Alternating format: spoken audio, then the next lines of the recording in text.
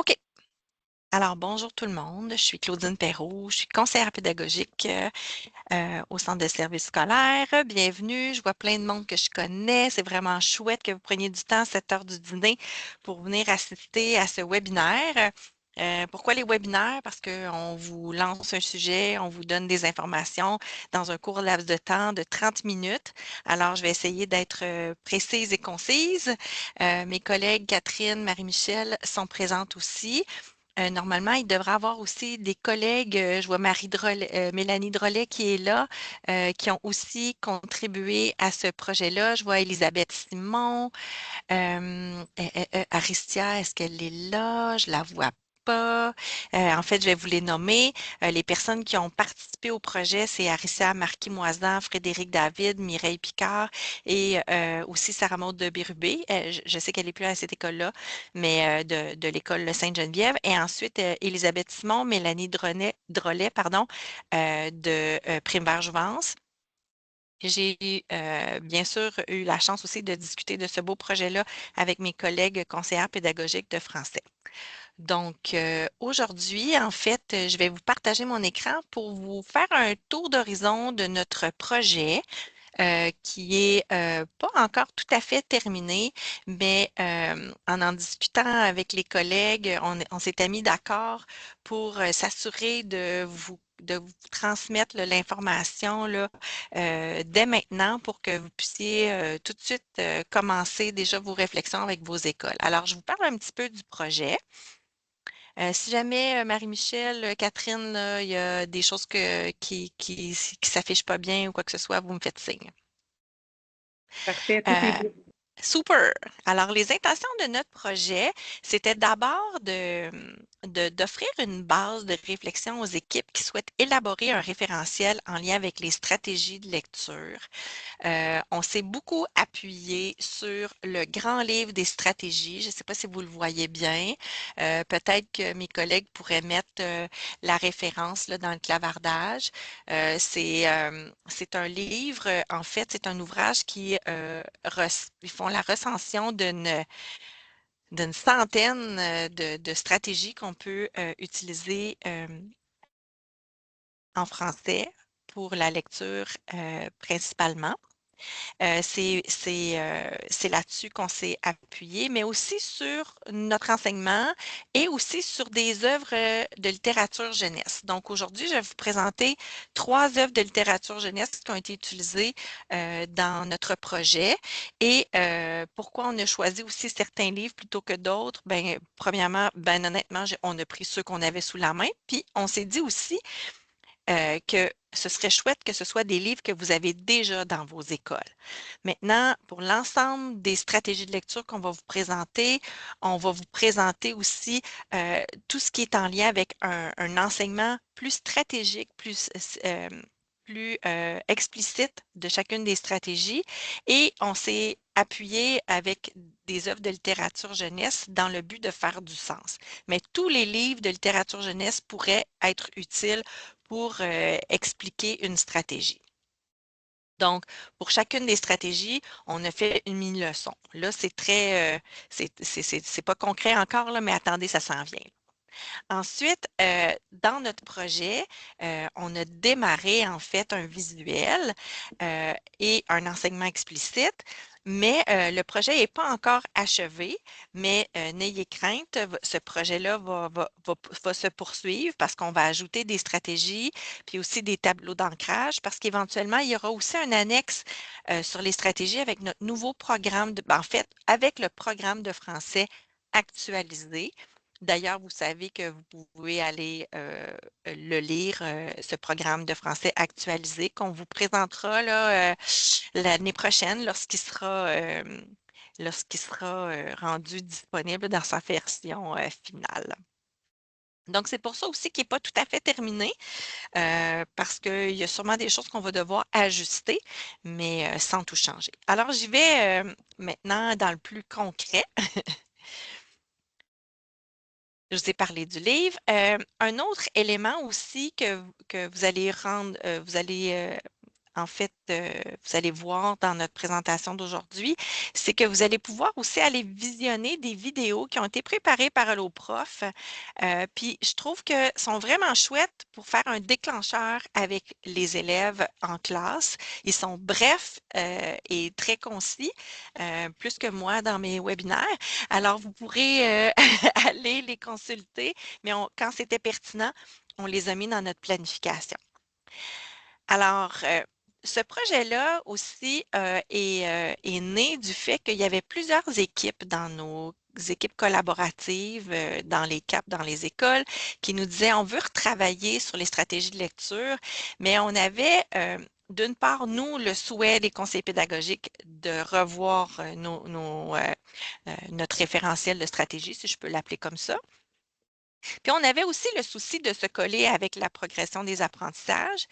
Puis en même temps aussi, on avait des équipes qui avaient déjà travaillé sur le sujet, dont l'équipe de Primevère Jouvence. Puis quand j'ai vu leur travail, j'ai fait hey, les filles, c'est vraiment chouette. Puis là, les filles de Sainte-Geneviève, ils ont dit ben nous autres aussi, on veut travailler là-dessus. Fait que je dis ben pourquoi pas, on se lance un défi, on part un comité, on met nos idées, puis on propose un canevas qui va être ouvert pour toutes les écoles.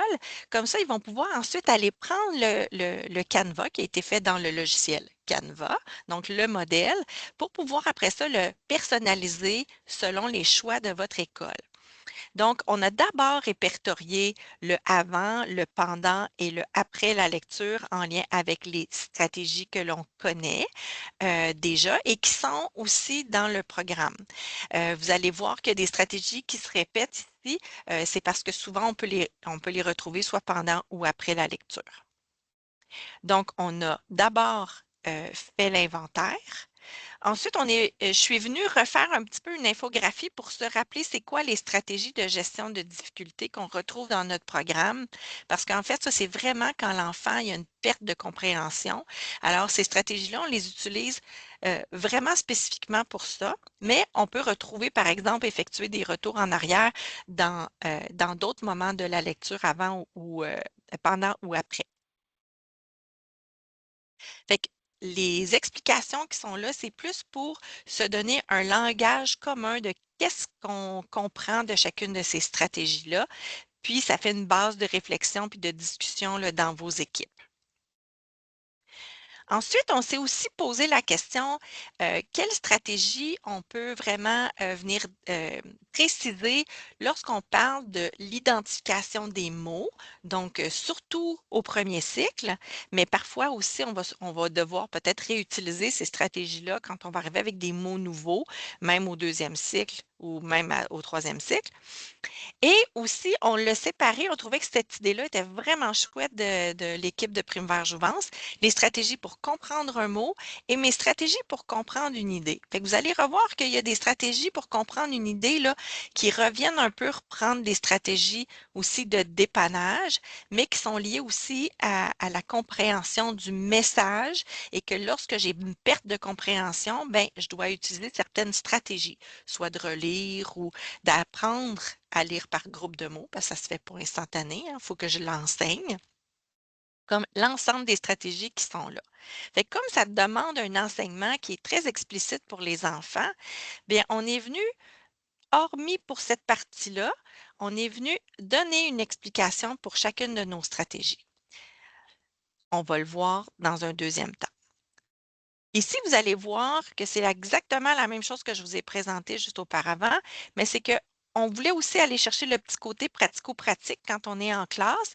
Si je veux que l'enfant puisse utiliser ensuite le référentiel des stratégies pour comprendre un mot, ben, et pour comprendre une idée, je pourrais l'utiliser, l'imprimer recto verso pour qu'il y ait une bande sur le bureau. Puis c'est une chose que Mireille, l'orthopédagogue à Sainte-Geneviève, avait dit, c'est le fun quand les enfants ils ont ça en petit près de leur lecture comme ça, bien, c'est plus facile pour l'enfant de s'y référer. On pourrait même se faire aussi un petit prisme triangulaire là, qu'on plie en deux aussi sur le bureau. Ça serait une autre façon. Fait que ça, c'est le petit côté prof qu'on avait besoin là, pour venir faire répondre aux besoins. Euh, Récemment aussi, à Notre-Dame-de-Foy, l'orthopédagogue qui me dit, Claudine, j'aimerais ça les avoir un petit peu en plus gros pour les enseigner aux enfants. Ben, on a aussi proposé une version plus grande. Fait que fermez vos yeux, je vais passer les autres. Ah non, c'est vrai, je les ai masqués. Fait qu'on on passe à l'étape vraiment de plus dans le croustillant de nos stratégies de lecture. On est venu décliner chacune de ces stratégies-là en utilisant un visuel. Mais là, qu'on se comprenne bien, là, malgré tout le temps qu'on y a consacré, là, puis on essayait de trouver un visuel qui répondait à chaque enfant. Mais sérieusement, tu sais, on ne peut pas tout le temps trouver un visuel qui va avoir un réel impact sur tous les enfants. Des fois, il faut utiliser plusieurs façons pour créer un ancrage dans sa tête. Fait que pour certains, ça va être l'avion qui survole, pour d'autres, ça va être le papillon qui survole, puis d'autres, ça va être l'oiseau qui survole. Fait que là, on a choisi l'oiseau, mais si vous, dans votre école, vous voulez choisir d'autres images, bien, c'est pour ça qui est dans Canva. Vous avez une panoplie d'images que vous pouvez aller chercher. Vous pouvez les changer, les grossir, les transformer. Vous faites ce que vous voulez. Ce qu'on vous propose, c'est un modèle. Alors, ce modèle-là est toujours, en fait, l'affiche est toujours sur le même modèle. On a la stratégie, l'illustration, puis on dit quand est-ce qu'on utilise cette stratégie-là. Dans ce cas-ci, quand je fais le survol, c'est toujours avant la lecture. Puis là, ben, comment j'enseigne ça, moi, le survol à mes élèves? Bien, derrière l'affiche, hein, recto verso, attends un petit peu, j'ai ça stock dans mon sac. Derrière l'affiche, on peut tout simplement le faire imprimer et comme ça, quand je l'enseigne, j'ai d'abord l'affiche d'un côté et après ça, j'ai l'explication de l'autre. Comme ça, quand je l'enseigne, j'ai j'ai tout ce qu'il me faut ici pour préparer ma leçon. Alors, dans cette leçon-là, on dit toujours un peu ce qu'on recommandait, nous, à quel niveau l'enseigner. Et là, comprenez-moi bien, ça va toujours être écrit exposition préscolaire. Puis, ça ne veut pas dire que je vais exposer tous les enfants au préscolaire avec nécessairement toutes les images, toutes les illustrations, mais ça veut juste dire qu'au préscolaire, on utilise aussi les œuvres jeunesse, hein, les œuvres de littérature jeunesse pour travailler certaines stratégies sans dire aux enfants, hey, voici la stratégie. Mais quand on fait des lectures interactives, on en utilise plusieurs. D'ailleurs, le survol, c'est une des premières choses qu'on fait avec les enfants à la maternelle. Donc, on propose des niveaux. Mais après ça, dans votre école, vous choisissez, puis en fonction aussi des stratégies qui vont être proposées là, dans le programme. Fait que ce sont des suggestions, des recommandations, mais il n'y a rien là-dedans, là. Il y a pas de recherche là, qui viennent dire exactement à quel moment l'enseigner. C'est un choix aussi que vous devez prendre en équipe. Donc, on vous dit toujours c'est quoi hein, le survol? Ben, comme par exemple ici, survoler, ben, c'est trouver les informations sans avoir à lire tout le texte pour anticiper son contenu. Donc, à quoi ça sert? Pourquoi on l'enseigne? On vous donne des informations. On vous dit comment le faire aussi. Donc, soit pour vous donner des stratégies d'enseignement ou pour vous guider dans tu sais, la fabrication d'un tableau d'ancrage. Et ensuite, on vous donne des suggestions, que ce soit en lien avec les vidéos d'AlloProf que je vous ai parlé tout à l'heure, ou encore une stratégie d'enseignement autre qu'on s'est partagée. Comme dans ce cas-ci, cette stratégie peut être enseignée avec un album et un texte informatif. Donc, un album, on aurait dû dire un texte littéraire ou un album narratif, en tout cas. Bref, vous voyez, hein, c'est parfaitement imparfait. Donc, ici, dans ce tableau d'ancrage, on avait d'une part, Aricé avait travaillé surtout le texte informatif ou le texte courant. Donc, pour chacune des stratégies, on est venu vraiment s'appuyer sur le programme. Donc, par exemple, ici, je me donne une intention de lecture. On sait qu'on doit avoir une variété d'œuvres, autant dans les textes littéraires que les textes courants. Donc, quand on va parler d'intention de lecture, on ne va pas être seulement avec des textes narratifs, puis on vient toujours vous dire si c'est avant ou après. Donc, je vous fais une petite tournée rapido de notre travail et ensuite, je vais vous montrer à quel endroit on peut aller chercher le matériel pour pouvoir le télécharger. Donc, la première, c'est je me donne une intention. Bien, la deuxième, je me donne une intention de lecture. On vous a toujours mis des tableaux d'ancrage pour vous donner des opportunités de faire cet enseignement-là avec les enfants devant eux. Puis, c'est pas parce que nous, on a choisi cette façon-là de l'enseigner aussi, quand vous allez regarder nos tableaux d'ancrage, que vous êtes obligé de faire exactement pareil. Vous pouvez aussi trouver d'autres idées également, soit dans le grand livre de stratégie ou tout simplement à partir de vos connaissances personnelles. Ici, on a souvent mis en relief les deux types de textes. Évidemment, dans ce cas-ci, c'était nécessaire, mais il arrive que dans plusieurs stratégies, là, nos tableaux d'ancrage présentent une œuvre littéraire et un texte courant ou un album qui, euh, qui parle, qui est informatif, en fait. Ensuite, si je poursuis, je pense à ce que je connais du sujet. On va regarder tout ce qui est l'anticipation de qu'est-ce que je sais déjà, qu'est-ce que je veux apprendre dans le livre ou l'histoire que je vais lire. Et d'une fois à l'autre aussi, on vous a encore là proposé des albums. Ici, on ne le voit pas très bien, là, mais c'est les trésors de la nature, puis un peu beaucoup. À chaque fois, vous allez voir plus bas qu'on vous a mis les références des œuvres littéraires qui ont été choisies. Donc, vous pouvez regarder dans votre bibliothèque aussi si vous n'avez pas quelque chose qui serait semblable, si vous n'avez pas déjà ce livre-là sous la main. Je continue en vous faisant une petite tournée comme ça avec l'ensemble des stratégies qu'on a choisies. Et je vous donne un petit exemple d'enseignement explicite. Ici, on vous a parlé un peu d'une façon d'animer. Je fais des images ou un film dans ma tête. Ici, on voit en fait que c'est comme si les enfants étaient capables d'aller extraire une partie de l'histoire qui avait été racontée. Ici, on a mis comme un personnage, donc une fille avec son petit chien, mais ça pourrait être aussi une bulle vide avec un extrait de l'histoire que vous avez racontée pour faire du sens. Ou un petit moment qui s'est passé dans votre classe, puis ben, je me rappelle à chaque fois que faire des images dans ma tête, c'est comme de me raconter ce qui s'est passé, puis d'être capable de voir ce qui se passe. Ça va être aussi de dire que quand je lis un bout de texte, ben, que je sois capable de savoir de quoi ça parle. Puis ici, ben, on a utilisé le festin des affreux. Je ne sais pas si vous connaissez, mais là, c'est comme l'Halloween bientôt, hein? Alors, c'est sûr que j'avais envie d'utiliser cet album-là parce qu'il y en a un deuxième aussi. Marie-Michel, le nom m'échappe, je l'ai chez nous, mais c'est quoi le deuxième, le titre du deuxième?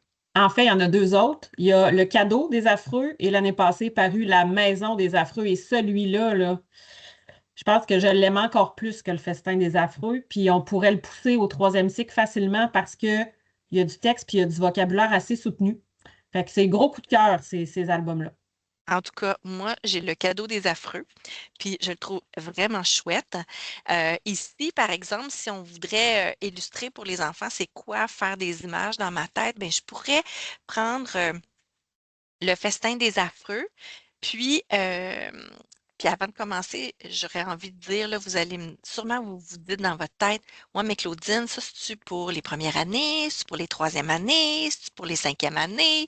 Ben, en fait, ça va être à vous de décider à qui vous voulez parler, puis de l'adapter selon les niveaux. Ici, on a dit que, par exemple, on pouvait faire un enseignement explicite au premier et au deuxième cycle. Donc, si les enfants dans votre école, vous avez choisi de présenter un référentiel des stratégies, bien, vous allez décider aussi à quel moment on pourrait commencer à faire un enseignement explicite. Mais ça pourrait être fait là, d'une année à l'autre, mais ici, par exemple, si je suis en deuxième année, mettons, ou en troisième année, puis que j'ai décidé d'utiliser le festin des affreux, mais ce que je pourrais faire, c'est de lire un paragraphe qui présente le personnage, puis ensuite, on imagine de qui on parle. Alors, mettons que je vous lis un petit bout. Ouh! Au bout de la table, le premier servi est un invité poilu. J'essaie de faire des images dans ma tête. Quel invité pourrait être poilu? Il habite dans la forêt où il aime ramasser des champignons. mais il préfère de loin les côtelettes. Des côtelettes. C'est quoi ça? C'est du porc? Ça vient des cochons, ça. Surtout celles des petits cochons bien tendres. Qui est-ce qui serait poilu, qui aime ramasser des champignons, qui aime bien les petits cochons bien tendres? Hmm, eh oui, c'est le loup. Alors, je pourrais lire ça, puis dire, ben, vous voyez, j'étais capable de commencer à me construire des images dans ma tête, d'essayer de voir à qui ça pourrait correspondre. Et ensuite, je pourrais aussi lire la recette parce qu'à l'intérieur, ce qui est chouette, c'est que sous chacune des cloches, il y a une recette dégueulasse. Moi, j'aime bien ça, les recettes dégueulasses à faire avec les enfants. Ça fait aussi une belle situation d'écriture aussi par la suite. Par exemple, des croquettes de grand-mère. Qu'est-ce que je pourrais imaginer? Un assortiment de pieds de petits cochons et des cornes croustillantes à tremper dans un yogourt au lait de chèvre bio. Bon, je vous avoue, c'était écrit yaourt, là, mais j'ai dit yogourt. Alors là, on pourrait bien rigoler avec ça. Est-ce que c'est ça que j'avais dans ma tête? Sûrement pas. Fait que ça veut dire que des fois aussi, je peux lire puis avoir vraiment, quand il y a des bons indices, je peux avoir une image qui est claire dans ma tête. Puis des fois aussi, ça se peut que ça soit des mots, des situations, puis que j'aille pas d'image dans ma tête parce qu'il y a peut-être trop de mots difficiles ou j'ai peut-être pas de référence dans ma vie. Fait que quand je fais des images dans ma tête, je peux aussi utiliser les 5 sens. Qu'est-ce que je vois dans ma tête ou qu'est-ce que je pense que j'entends? Hein, le aou, tantôt, ça me fait penser au loup. Qu'est-ce que je pourrais sentir, toucher ou goûter? Ça peut être aussi une stratégie qui est utilisée autant des fois, vous le savez, quand on est en écriture, mais aussi parfois dans une leçon comme celle-là. Alors, pour l'ensemble des situations qu'on a en fait, des enseignements explicites, on vous a donné euh, un visuel, un enseignement explicite et un exemple de tableau d'ancrage. Pour les autres, vous allez voir que on a utilisé aussi des fois deux œuvres comme par exemple ici, la petite truie, le vélo et la lune que j'avais il y a 2 secondes sous la main. Ah, qui est ici. Pour essayer de trouver les idées importantes. Ici, des fois, on va parler aussi du rappel du récit ou d'être capable de parler des idées importantes. Bien, pour faire le rappel, évidemment, je devrais savoir un petit peu de quoi ça parle dans l'histoire, puis d'aller chercher les gros morceaux de l'histoire. Ça pourrait être aussi, avec les plus petits, juste dans une phrase ou un paragraphe, de qui ou de quoi ça parle, quand est-ce que ça se passe, c'est où. Après ça, je pourrais la jumeler aussi. Est-ce que ça fait une image dans ma tête? Fait qu'une stratégie, ça peut être jumelé aussi avec plein d'autres. Puis ça peut être aussi en lien avec des textes informatifs ou des documentaires, comme on voit ici le cochon. Je l'ai choisi, je suis vraiment dans le thème aujourd'hui.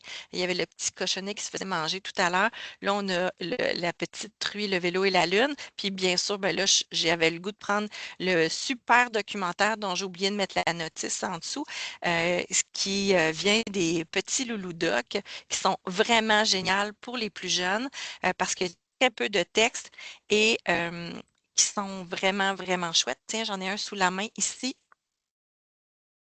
Celui-là est sur les chats.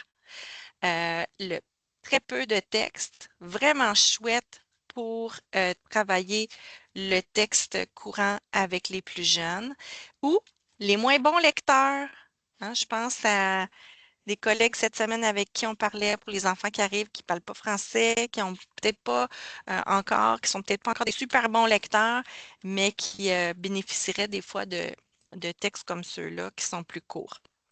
Et Claudine, Oui, moi, j'ai découvert récemment, parce que tu m'as fait découvrir mon Loulou Doc, mais il y a une collection aussi pour les plus vieux. C'est oui, mon Méga Doc. oui, ils sont vraiment chouettes aussi. Ouais, Merci. donc à partir du deuxième cycle, même pour le troisième, pas beaucoup de texte. Ben, il y a du texte, mais ça c'est très bien séparé. Et le dernier qui ont sorti sur les bonbons, il est vraiment attrayant. Je suis sûre que si vous avez ça dans un coin lecture, il va partir rapidement.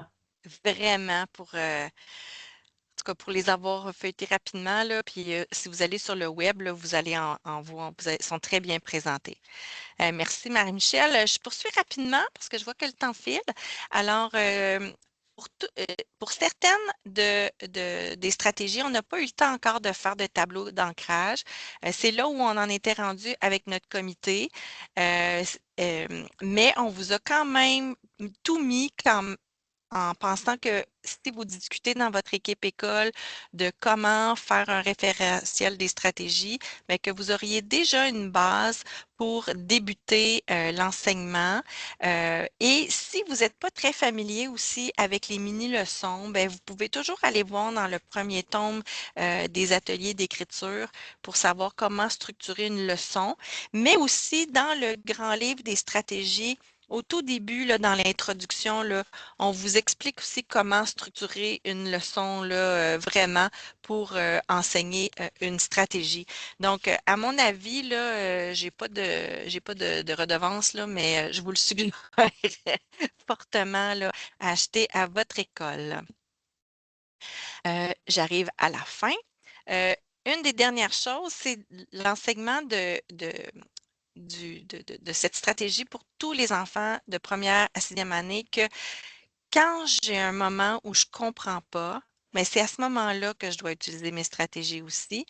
Et des fois, c'est parce que je ne comprends pas un mot ou des fois, c'est parce que je ne comprends pas une idée. Fait que vous pouvez faire des liens avec les stratégies avant, pendant ou après la lecture, mais aussi avec les stratégies d'identification de mots qu'on a vues au tout début là, sur le petit carton.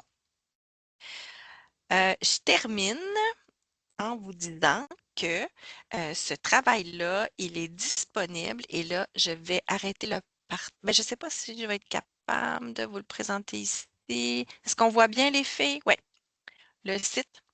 Alors, sur notre site web de français, j'espère que vous savez comment y arriver. Tout d'abord, rapidement, vous avez toujours une petite maison ici en haut, là, c'est l'intranet. Une fois qu'on est sur l'intranet, on s'en va dans Services éducatifs. Une fois qu'on est dans Services éducatifs, on s'en va dans Ressources pédagogiques. Dans Ressources pédagogiques, on va y arriver. On a l'ensemble des domaines et ici, on a français primaire. Et là, vous arrivez sur la page de français. Il y a beaucoup d'informations, mais c'est pour vous dire toutes les ressources de français qui sont encore et actuellement disponibles.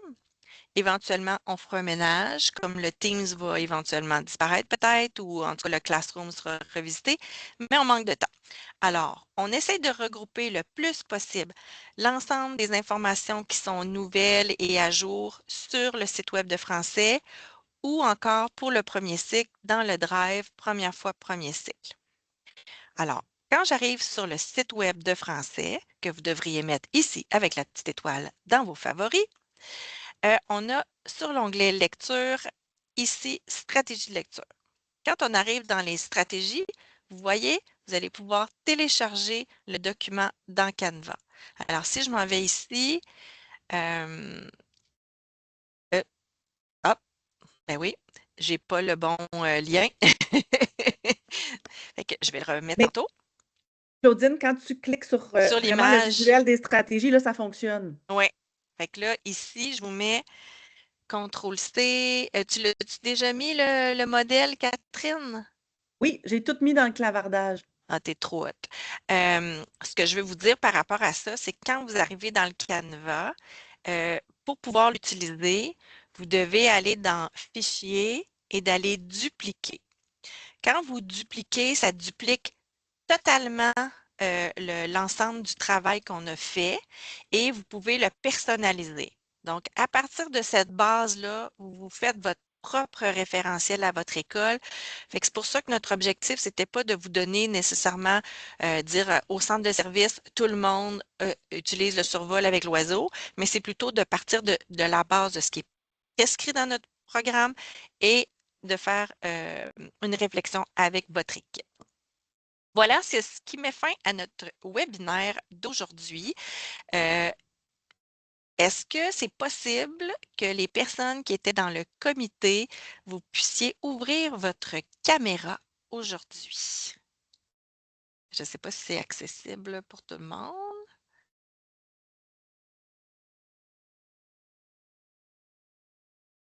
Alors, on a Elisabeth. Je ne sais pas si vous la voyez. Moi, je l'ai sur ma deuxième page. Ensuite, on a Mireille. Et qui est-ce qui est là aussi?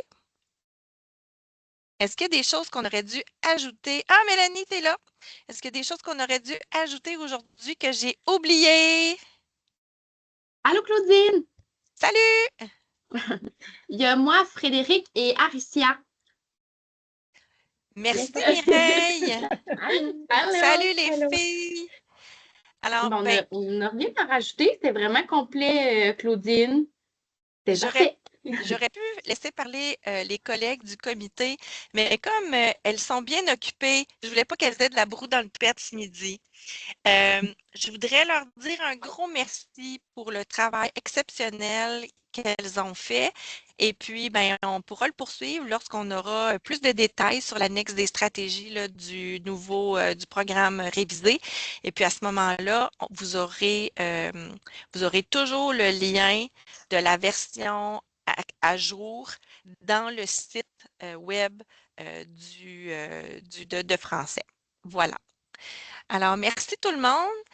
Si jamais il y en a qui ont des questions, je vais arrêter l'enregistrement, puis je vais rester disponible pendant quelques minutes. Sinon, je vous souhaite bonne fin de dîner et l'enregistrement sera disponible là, dans le lien d'inscription sur le GIF ou GIF, c'est selon votre humeur. Merci à Catherine et Marie-Michel. Merci, Claudine. Merci à tout le monde.